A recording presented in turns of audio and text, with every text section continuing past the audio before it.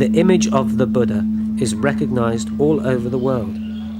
To find out about its symbolism and what it means to Buddhists, we visit Yasho Mitra, who teaches at the North London Buddhist Centre.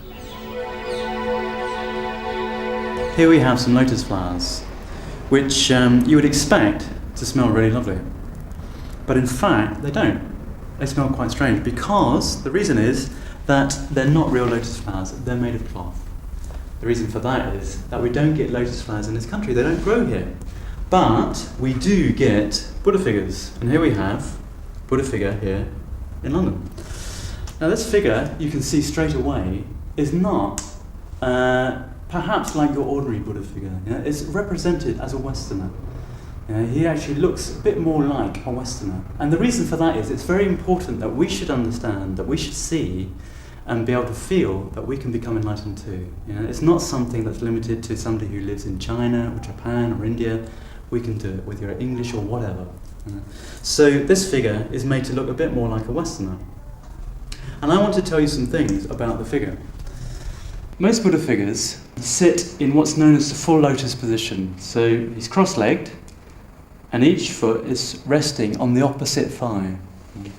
This, as I said, is known as the full lotus. And the idea is that it's a bit like a lotus flower. Lotus flower is a symbol of spiritual development, of unfolding, unfolding your potential. So that's what's happening in this position. It's like opening. It supports the rest of him. It supports his experience. It supports actually who he is, and he's enlightened. Let me look at the hands. Well, his hands are actually quite relaxed. They're resting one on top of the other on his feet.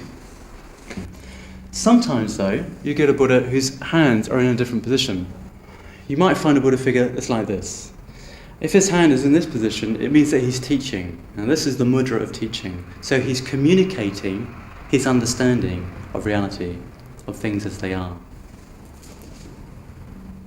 Sometimes you'll find his hand in this position, which is the Mudra of Fearlessness. Simply means that he's not afraid. He'll sit there and face anything. The Buddha has faced everything. There's nothing that scares him, nothing at all. On other figures, you'll get the other hand in this position, which is the Mudra of Generosity. He's reaching out as if to help and to give, to us, to help us. It's that acting out of kindness and compassion. So with the two together, you have fearlessness and generosity. He's strong, he's powerful, but he's also open and kind and interested in us. What else can I say? Well, let me talk a bit about his face. You can see that he's very still and very focused. His eyes looking down, straight ahead, unwavering. Wave my hand in front of his face and nothing happens. He's completely focused and concentrated. His mouth is supposed to have a very, very slight smile. It's like it's representing the fact that he's spontaneous, he's playful. Actually, he's friendly. He's not just concentrated, focused man. He's actually a friendly guy who wants to come out and meet people. He's generous. Sometimes on a Buddha figure you'll get a mark on the forehead just here, which represents the third eye. Well, what is the third eye? You might have heard of it. Well, what it represents is that the Buddha sees not only with both eyes, but he sees with his mind. He sees really clearly, he sees everything, he understands everything. Similarly, these great big earlobes, which I don't know if you can see them clearly, but they're much bigger than mine or yours, represent the Buddha's wisdom. And if I put my head next to his, you probably notice there's something that I haven't got, which he has.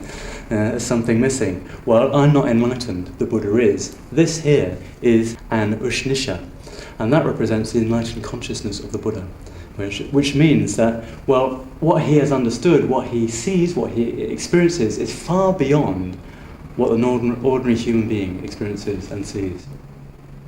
And if you take in the whole figure, from the legs, through the feet, the hands, the upper body, the head, you get a sense of calmness. You get a sense of the stillness of the Buddha's mind. That's represented in his body, the way he's sitting here. Like I said already, he doesn't move, push him and nothing happens. But he's also very strong. He's got broad shoulders. Well, not all Buddha figures are muscly. This one is.